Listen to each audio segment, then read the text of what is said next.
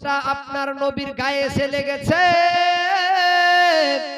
বিশাল আকৃতির একটা সাপ আমার নবীর গায়ে ফোনা তুলে আপনার ছায়া করে দাঁড়িয়ে রয়েছে।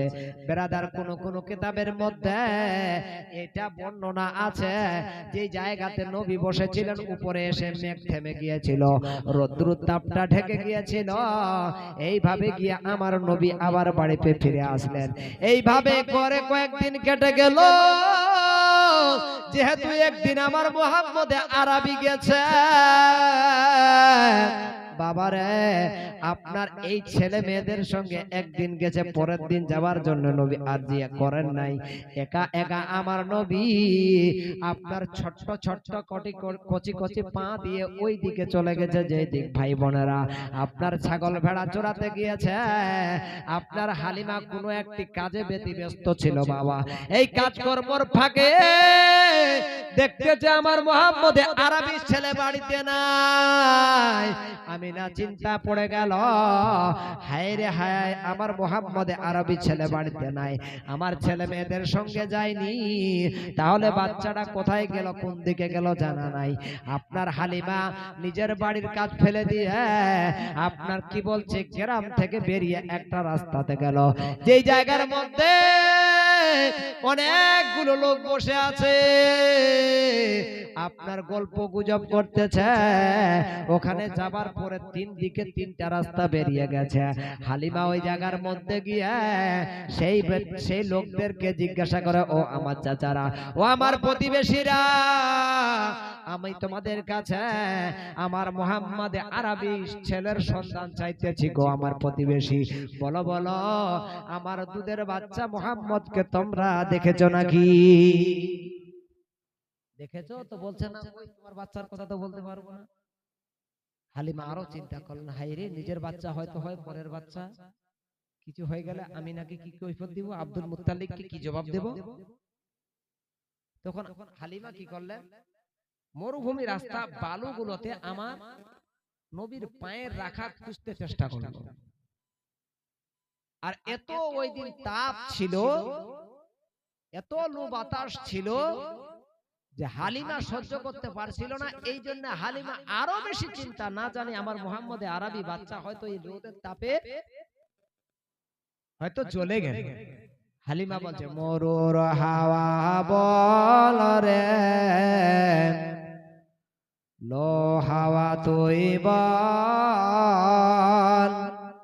কোথায় গেলে পাব রে বল, নূর নবীজির দেখা।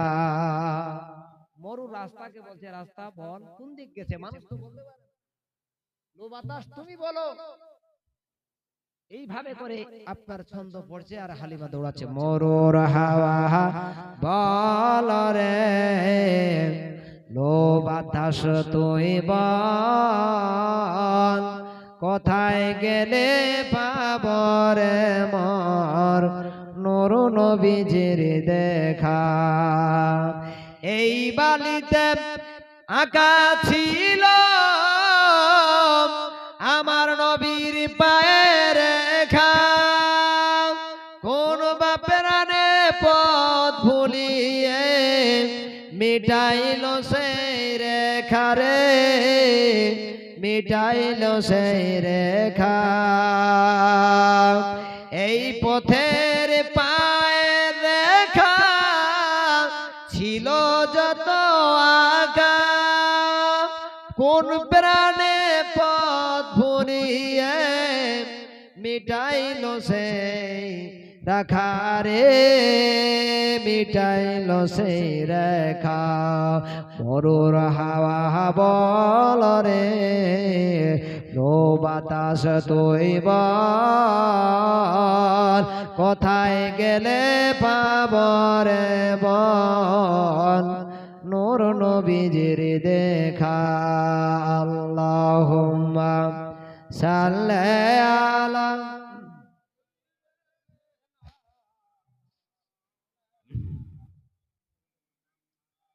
ওয়া আলা আলিহি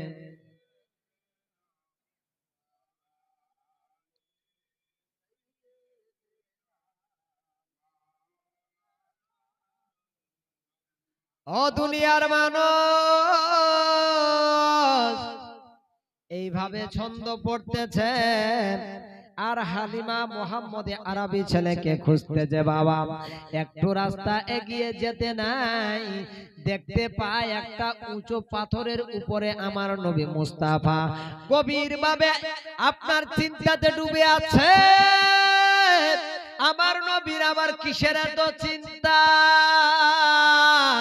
ব্রাদার মুসলমান, নরেন্দ্র মোদীর ভারতকে নিয়ে চিন্তা, আপনার নওয়াজ শরীফের পাকিস্তানকে নিয়ে চিন্তা, ডোনাল্ড ট্রাম্পের আপনার আমেরিকাকে নিয়ে চিন্তা, শেখ হাসিনার আপনার বাংলাদেশকে নিয়ে চিন্তা, কিন্তু আমার দয়ার নবী মুস্তাফার চিন্তা হলো শুধু আপনার পাকিস্তান নয়, ভারত নয়, আমার নবীর চিন্তা হলো এটাই, আপনার সারা সাম্রাজ্যের মধ্যে যত নবীর উম্মত উম্মতি, সেই নবীর উম্মত উম্মতিদের জন্য নবী আমার গভীর চিন্তায় ডুবে গেছে। তো হালিমা এক পা দুপা করতে করতে কাছে গেলেন, তো দেখতে পায় যে আমার নবী উঁচু একটি জায়গাতে বসে চিন্তা করছে। হালিমা দূর থেকে দেখে বলছে, আহারে, হয়তো আমার ছেলেটা লু বাতাসে হয়তো বলেই গেল, ঘেমে গেল, এরকম একটা ভাবনা। কিন্তু কাছাকাছি গিয়ে দেখছে আমার নবী যে জায়গাতে বসে আছে, আমার নবীর উপরে কতগুলো মেঘ এসে সূর্যটাকে থামিয়ে দিয়েছে। বলুন সুবহানাল্লাহ। সূর্যের যে জ্যোতিটা, যে তাপটা, সেটা থামিয়ে দিয়েছে। আর শুধু তাই নয়, আমার নবীর 12 মাসের বিশিষ্ট এটা ছিল, সব সময়ের জন্য আপনার মেঘ এসে নবীকে ছায়া দিত। বলুন সুবহানাল্লাহ। ও দুনিয়ার মানুষ, নবীকে জড়িয়ে কোলের মধ্যে নিয়ে হালিমার বুকের ধকধকানিটা আবার থেমে গেল। বাবা নিজের বাড়ির মধ্যে গেল, যাবার পরে সেই ছেলেটাকে আপনার আদর যত্ন করে খাদ্য খাবার খিলাতে লাগলো। একদিন, দুদিন, 3 দিন, 4 দিন কেটে গেল। কাটে যাবার পরে নবীর আমার 4 বছর পরিপূর্ণ হবে। 4 বছর পরিপূর্ণ হতে চলেছে। আমার নবী 2 দিন বাচ্চাদের সঙ্গে জঙ্গলে গেছে বাবা, তাতে বাচ্চারা যে আনন্দ পেয়েছে, আপনার পরের দিনে আপনার সমস্ত বাচ্চারা এসে হালিমার দরজাতে দাঁড়িয়ে গেছে। হালিমার কাছে বলে, মা হালিমা, তোমার কাছে একটা অনুরোধ, ছোট্ট একটা রিকোয়েস্ট রে মা। হালিমা বলে, আমার বাচ্চারা, কি তোমার অনুরোধ আছে, বিনুরোধ বলো। সেই বাচ্চারা বলছে, মা, তোমার মুহাম্মদী আরবি ছেলেটাকে আজকে আমরা আমাদের সঙ্গে জঙ্গলে নিয়ে যাব, ছাগল চড়াতে নিয়ে যাব। আপনার মুহাম্মদী আরবি যদি যায় আমাদের সঙ্গে, তাহলে আমরা বড় আপনার আনন্দ পাবো, আমরা খেলাধুলা করব। মা, এরকম যেমনি কথা বলা, হায় রে মুসলমান, আমিনার হালিমার আপনার অন্তরটা শুকিয়ে গেছে। কেন? আমার নবী কালকে গিয়েছিল, আবার তার 2-1 দিন আগে গিয়েছিল, আজকে যদি যায়, না জানি আমার ছেলের যদি কিছু একটা হয়ে যায়, তাহলে আমিনার কাছে আমি কি কৈফিয়ত দিব? আমার নবীরও মন যে আমিও যাব, বাচ্চারাও এসে বলছে পাঠাতে, আমার নবীও বলছে, মা আমিও যাব। নবী যেতে চায়, যেতে পারে না, হতে পারে বাবা, হতে পারে। নবী বলছে আমি যাব, পৃথিবীর কেউ বলতে পারে যে না, যাওয়া হবে না। ওই সময় আল্লাহ বাচ্চাদের পাঠিয়ে দিয়েছিলেন, বাচ্চারা যাও, তোমরা গিয়ে অন্তত হালিমাকে বলো বাচ্চাটাকে ছেড়ে দিবে। আমার নবীকে নিয়ে বাচ্চারা চলে গেল বাবা। বাচ্চা আপনার নেওয়ার জন্য রেডি হয়ে গেছে, বাচ্চাকে নিয়ে বের হচ্ছে। তো হালিমা বলছে, এই বাচ্চারা শোন, তোমরা তো আমার ছেলেটাকে নিয়ে যাবে, কিন্তু আমার তো একটা গভীর চিন্তা হচ্ছে। তো এই চিন্তাটা আমার মনের মধ্যে টিটি ডাকছে, কি হবে? তো সব বাচ্চারা একত্রিত হয়ে ছন্দতে একটা কথা বলতে ছিল হালিমাকে, কি, তোর মোস্তাফাকে দেনা মাগ সঙ্গে নিয়ে যায়, মদের সাথে মেশে চরাতে মাম, মদের সাথে মেশে চরাতে মাম, ময়দানে ভয় নাই, তোর মোস্তাফাকে দেনা মাগ সঙ্গে নিয়ে যায়। হালিমা বলছে, আচ্ছা তোরা তো নিয়ে যাবি ঠিকই, কিন্তু যদি রোদ্র লাগে তাহলে কি করবি? বলছে বাবলা বনের ছায়ায় মা বস সবাই ঘিরে খোরমা পাতার তাজ বানিয়ে মা পরিয় দিবসিরে বাবলা বনের ছায়াতে মা বস সবাই ঘিরে খোরমা পাতার তাজ বানিয়ে মা পরিয়ে দিবসিরে সে যে মোদের দয়ার নবী সে যে মোদের বাদশাহ করিবে মা বাদশাহী তোর মোস্তফাকে দেহে না মাগ সঙ্গে নিয়ে যায় মোদের সাথে মেশে চরানে মা মোদের সাথে মেশে চরাতে ময়দানে ভয় নাই তোর মোস্তফাকে দেহে না মাগ সঙ্গে নিয়ে যায়। এবার হালিমা বলছে আচ্ছা নিয়ে তো যাবি বুঝলাম, ছায়া তো দিবি এটাও বুঝলাম, আচ্ছা যদি আমার মোহাম্মদে আরাবিকে খিদা লাগে ভোগ লাগে তো কি দিবি? কিছু আছে তোদের কাছে? বাচ্চারা বলছে খেতে তোর মোস্তফাকে দেহে না মাগো সঙ্গে নিয়ে যায় খেতে দিব খিজুর মিঠি খোদা যদি পায়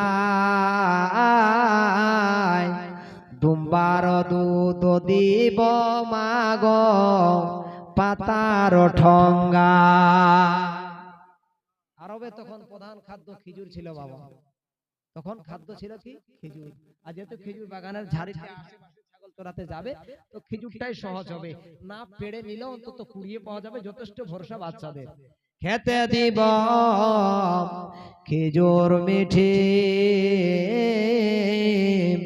আরে খোদা যদি পায় দুম্বার দুধ পাতার ঠঙ্গায় দিব পিপাসায় হাজির রব হামেশা আমরা হাজির রইব হামেশা আমরা খিদমতে সবাই তোর মোস্তফাকে দেহে না মাগ সঙ্গে নিয়ে যায় তোর মোস্তফাকে দেখে না মাগ সঙ্গে নিয়ে যায় মোদের সাথে মিশে চরাতে মাম মোদের সাথে মিশে চরাতে মাম ময়দানে ভয় নাই তোর মোস্তফাকে দেহে না মাগ সঙ্গে নিয়ে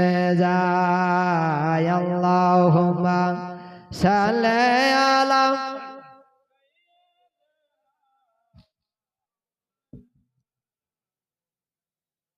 ও আহলা হায়ালে ও আহলা হায়ালে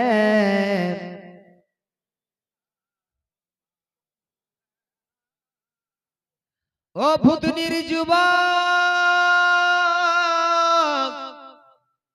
যেমনি বাচ্চারা বায়না করা আবার হালিমাতু সাদিয়া রাদিয়াল্লাহু তাআলা আনহা ছেলেদের হাতে আমার নবী মুস্তাফাকে সঁপে দিলেন এবং বললে বাচ্চারা তোমাদের জিম্মাদারি তোমরা আমার ছেলেকে নিয়ে যাবে যাও, কিন্তু তোমরা লক্ষ্য করবে এইভাবে করে নবী আমার চলে গেল ওই বাচ্চাদের সঙ্গে বাবা, কিন্তু আমার নবী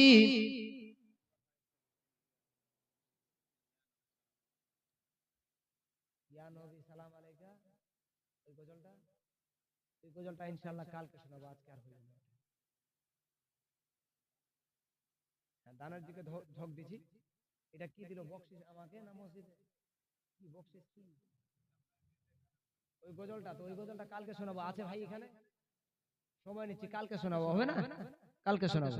আজকে একটু গুছিয়ে আমার মানে একটু আগাচ্ছি। কালকে ইয়া নবী, ওই তো ইয়া নবী সালাম আলাইকা, এটা আচ্ছা ঠিক আছে, ইনশাআল্লাহ কালকে চেষ্টা করব 2-4 লাইন আসার আমি আপনাদেরকে ইয়ে করব। তবে আজকে নবীর আমার বয়স পরিপূর্ণ হচ্ছে কত বাবা? 4 বছর। নবী আমার গিয়ে 4 বছর যখন বয়স, বাচ্চাদের সঙ্গে ওখানে গেছে, আপনার ছাগল ভেড়া বাচ্চারা চড়াচ্ছে, নবী আমার চড়াতে নয়, সঙ্গে গেছে। ওখানে গিয়ে আপনার এক নিলিবিলি জায়গাতে বসে আছে, বাচ্চারা পাথর একে মারছে ওকে মারছে, এইভাবে করে কিন্তু খেলছে। কিন্তু হঠাৎ করে দেখা গেল যে আকাশ থেকে কে যেন কারা দুজন ব্যক্তি নেমে পাহাড়ের চূড়া দিয়ে হাতের মধ্যে একটা প্লেট বা একটা বাটি আর এক অপর হাতের মধ্যে একটা ছুরি নিয়ে আপনার আমার নবীর কাছে চলে আসছে। তো যেহেতু জাহিরি ভাবে আসছে, তাহলে তো সবাই দেখতে পাবে। ওই সময়টাতে আপনার কি বলছে, হালিমার মেয়ে যার নাম হলো সাইমা, সেই সাইমা হালিমার মেয়ে দেখতে পেরে গেল ওই পাহাড়ের চূড়া থেকে দুজন ব্যক্তি সাদা পাঞ্জাবি পায়জামা পরে, পাগড়ি পরে, আপনার আমার মোহাম্মদে আরাবী ভাইকে আপনার হাতের দুটি বাজু ধরে ওই পাহাড়ের গুহাতে নিয়ে গেল। নিয়ে গিয়ে আপনার বোন সাইমা এই দৃশ্যটা লক্ষ্য করতে পারলো বাবা, যে আমার নবীর ওই বুকের মধ্যে যেন সিনাটা কেটে ফেড়ে দিয়েছে। এই দৃশ্যটা সাইমা দেখতে পেয়ে গেল। আপনার এই সাইমা দেখতে পারায় আপনার কি বলছে, ঘাবড়িয়ে গিয়ে সেই মেয়েটা দৌড়াতে শুরু করেছে। আম্মা আম্মা বলে দৌড়াতে শুরু করেছে। বাড়ির গেটের কাছে গিয়ে সেই বাচ্চা চিৎকার করছে, মা ও আমার আম্মা, মা আমার আম্মা। এইভাবে যেমনি করা নাই, হালিমা দরজাটা আপনার খুলে দিয়েছে। ওরে বেটি সাইমা, কেন এরকম চিন্তা করিস বল, কেন এরকম চিৎকার চেঁচামেচি করিস বল। আপনার সাইমা বলছে, মা বড় বিপদ, এবং বড় বিপদের থেকেও বড় বিপদ হয়ে গেছে। বড় বিপদ হয়ে গেছে। কি হয়েছে বল? বলছে, মা এতক্ষণ মনে হয় তোমার মোহাম্মদে আরবি ছেলে আর বেঁচে নাই। হ্যাঁ, বেঁচে নাই মানে? বলছে এই জন্য বেঁচে নাই মা, পাহাড়ের দিক থেকে দুজন ব্যক্তি আসার পরে আমার মোহাম্মদে আরবিকে নিয়ে গিয়ে বাবা ওই পাহাড়ের মধ্যে তার বুকটা চিরাই করে দিয়েছে। তার বুকটা চিরে ফেড়ে দিয়ে কি যেন ভিতর থেকে বের করতেছিল। এই জন্য মা আমি তোমাকে খবর দিতে এসেছি, মা তাড়াতাড়ি করে চলো। তুমি যদি না যাও হয়তো আমার ভাইকে আর জিন্দা পাওয়া যাবে না। হায় রে হায়, নিজের ছেলে হইলে হয়, কিন্তু এই ছেলেটা হলো আপনার মক্কা নগরের ছেলে, কুরাইশ বংশের ছেলে। হালিমা কাঁদতে কাঁদতে দৌড়াতে শুরু করেছে বাবা। এমনি হালিমা যেমনি দৌড়াতে না, হালিমা যেমনি আমার নবীর কাছে পৌঁছেছে, পৌঁছার পরে হালিমা দেখতেছে আমার নবী যেই অবস্থাতে বসেছিল সেই অবস্থাতে আমার নবী যেন বসে আছে। নবী বসে আছে। এই যে দৃশ্যটা ঘটলো, এই ঘটনাটাকে এটাকে কি বলে? বুকটা যে চিরলো, সিনা চাক। সিনা চাক নবীর কয়বার হয়েছিল আপনাদের জেনারেলের মধ্যে জানা আছে? কয়বার নবীর সিনা চাক হয়েছিল?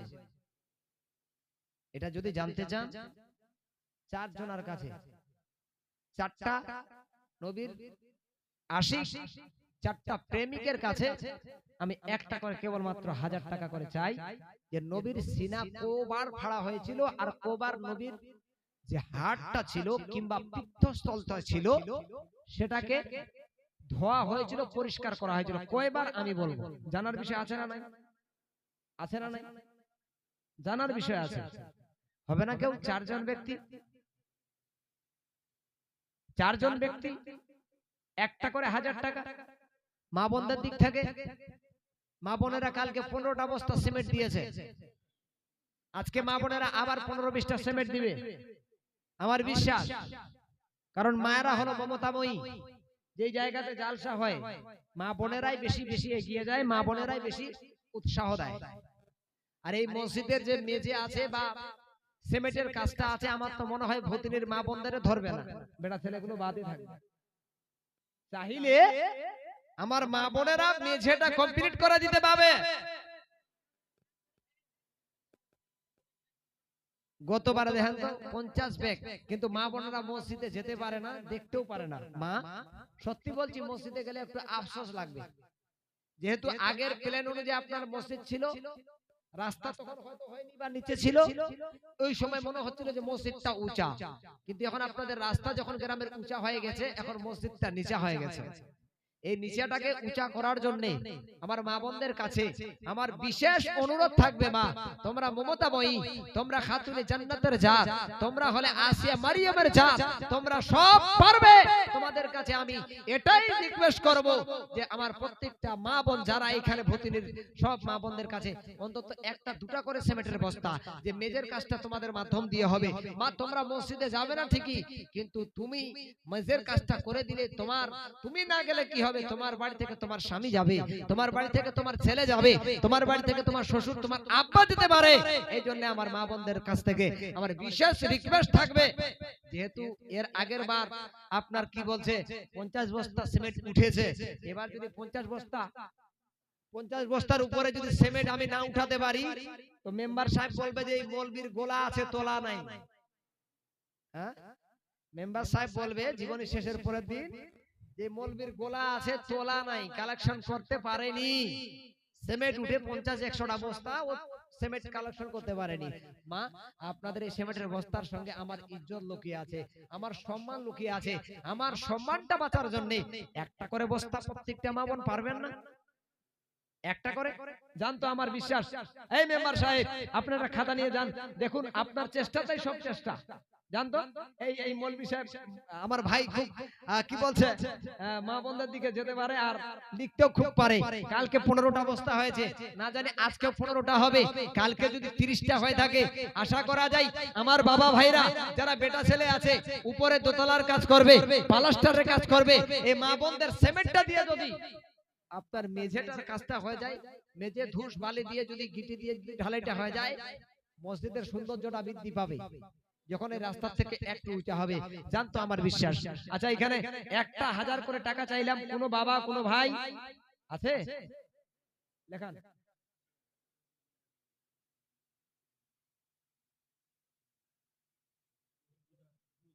শফিকুল ইসলাম 1000, জুলাবদি টোলা থেকে 1000 টাকা, আর মফিজ সামিরউদ্দিন টোলা থেকে মফিজ ভাই 1000 টাকা, তাহলে দুজন 2000 টাকা দিয়েছেন। আর দুজন ব্যক্তি আলম, নারায়ে তাকবীর, নারায়ে রিসালাত, আলম শেখ 2 ব্যাগ সিমেন্টের দাতা, দুজন ব্যক্তি 1000 করে টাকার দানকারী, বলুন জিন্দাবাদ। যেহেতু কালকের দিনটা হাতে আছে, এই জন্য আমি বেশি চাপাচাপি করছি না, বুঝলেন কিনা? কিন্তু কালকে শেষের দিন বাবা, কালকে সবাইকে দিতে হবে। আজকে তো কি বলছে, কালকে তো একটা চাঁদির কেবল রূপার একটা আংটি পড়েছিল, বিভিন্ন জায়গা জালসাতে এরকম হয়েছে যে গোলার হার গুলো পর্যন্ত খুলে দিয়েছে জীবনীতে, যে আমি গোলার হার দিয়ে দিলাম। এই গোলার হার কি হবে, আপনি দুনিয়া থেকে চলে যাবেন, গোলার হার পড়ে থাকবে। হাদিসের মধ্যে এসেছে যে গোলার হারটা মারা আমার পরে, যে গোলার চেনটা মায়েরা আমার পরে, এই গোলার চেনটার যদি আপনার যাকাত না বের করা হয়, যাকাত যদি আদায় না করা হয় বাজার মূল্য হিসাবে, সে হাসরের দিনে সেই গলার চেনটাকে তোক বানানো হবে, গরম করা হবে, আর গরম করে গলাতে পরিয়ে দেবে। অন্য রিওয়ায়াতের মধ্যে আছে যে এই চেনগুলো আবার একটা সাপ হয়ে গলার মধ্যে থাকবে আর কপালে দংশন করবে। তো জিজ্ঞাসা করবে, একটা মেয়ে জিজ্ঞাসা করবে যে এই সাপ তুমি আমাকে দংশন কেন করছো? তো গলার হার চেনটা বলবে তুমি আমাকে চিনতে পাও না? দুনিয়াকে যাকে তুমি আঁকড়ে ধরেছিলে, যাকে শোকেসে আন্নাতে ভরিয়ে রেখেছিলে, যত্ন করেছিলে, আমি তোমার এই গলার হারটা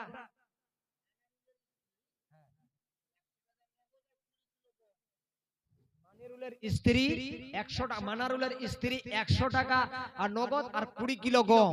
আচ্ছা, এই এলাকাতে আর কেউ এরকম কোনো ব্যক্তি নেই যে মৌলভী সাহেব আমি 50 কেজি গম দিব? আচ্ছা, 50 কেজি করে গম দেওয়ার মতো দুজন কেউ বাবা ভাইয়ের মধ্যে দুজন বা মা কই ভুট্টার দিক থেকে 50টা কিলো করে এই শস্যাদি আমাদের যে জমিতে আমরা উৎপন্ন করি, এটা সরাসরি আল্লাহর একটা বিশেষ অবদান, আল্লাহর অবদান। আল্লাহর শুকরিয়া আদায় করার জন্য যদি আমরা শস্যাদিগুলোকে ভালো জায়গায় যদি ভালো স্তরে যদি আমরা ব্যবহার করে থাকি, তাহলে শস্যাদির মধ্যে আমরা বালাহা থেকে বাঁচতে পাবো। নচেত আল্লাহ চাইলে নিমিষে বালা মুসিবত দিলে আমাদের আপনার ক্ষতিগ্রস্তের মধ্যে আমরা পড়তে পারি।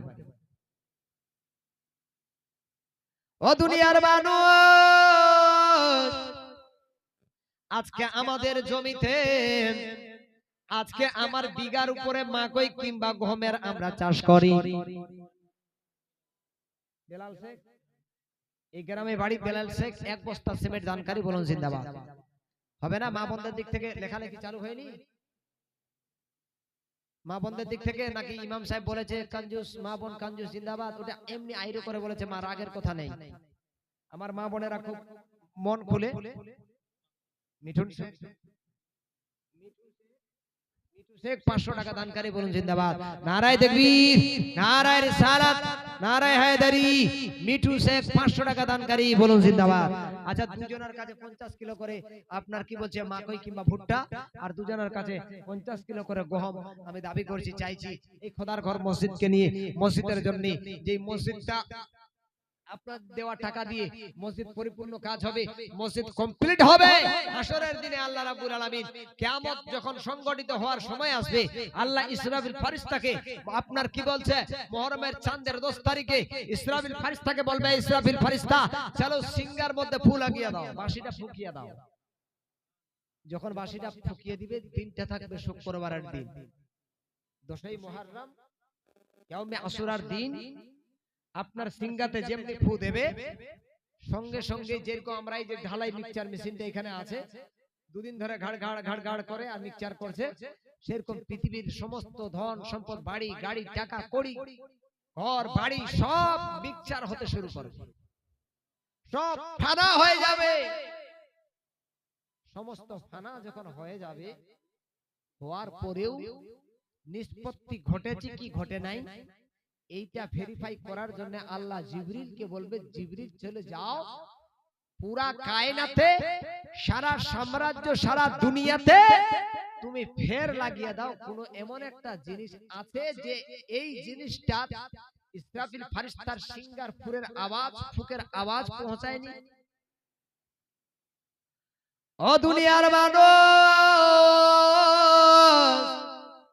আল্লাহর আদেশ পেতে নাই, আল্লাহ আদেশ পেতে সঙ্গে সঙ্গে ফেরেশতা আসবে, জিবরিল আসার পরে ইনকোয়ারি করবে, এই দুনিয়ার জমিনের মধ্যে আসবে, দেখবে সমস্ত কিছু দুলাশাদ হয়ে গেছে, সমস্ত ফানা হয়ে গেছে, কিন্তু ছোট্ট ছোট্ট দুটো কুড়ে ঘর, এই ঘরগুলো ধ্বংস হয়নি, এই ঘরের মধ্যে বাতি জ্বলতেছে, এই ঘরগুলো পানির মধ্যে ভাসতেছে, পানিতে ভাসতেছে। জিবরিল গিয়ে আল্লাহর কাছে বলে, মাবুদ আমি দুনিয়ার মধ্যে ইনকোয়ারি করলাম গো আল্লাহ, দুনিয়ার মধ্যে যত বাড়ি গাড়ি টাকা করি আপনার মানব দানব ছিল গো আল্লাহ, আপনার সমস্ত কিছু ধ্বংস হয়ে গেছে, সমস্ত কিছু বরবাদ হয়ে গেছে মাবুদ। তবে আমি ওই পৃথিবীর সরজমিনে আমি দুটো ঘর দেখলাম, ওই দুটি ঘর কেন যেন ধ্বংস হয়নি, তারা পানির মধ্যে দুলতেছে, পানির মধ্যে ভাসতেছে, আর ওই ছোট্ট দুটি ঘরের মধ্যে দুটি বাতি জ্বলতেছে, সব ধ্বংস, দুটো ঘর ভাসতেছে পানিতে। বলুন তো, দুটো ঘর ভাসতেছে, সব ধ্বংস হয়ে গেছে। আল্লাহ বলে, জিবরিল দুটো ঘর ভাসতেছে, সব ধ্বংস, যাও ওই ঘরগুলোকে গিয়ে বলো তারা কেন ধ্বংস হয়নি। যেমনি আমার আল্লাহ আদেশ পাওয়া, জিবরিল ফেরেশতা আসবে, আসার পরে জিজ্ঞাসা করবে মান আনতা, তুমি কে, তুমি কে বা তুমি কে আছো বলো। যেমনি এরকম কথা বলবে তখন ওই দুটি ঘরের মধ্যে একটা ঘর বলবে আনা মসজিদ।